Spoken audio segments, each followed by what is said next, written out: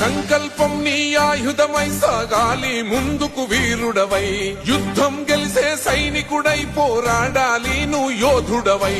ఓటమి గెలుపుకు తొలిమెట్టు నీ ఆటద పట్టర ఒక పట్టు, జనమంతో జై కొట్టేలో దేశం కీర్తిని నిలబెట్టు.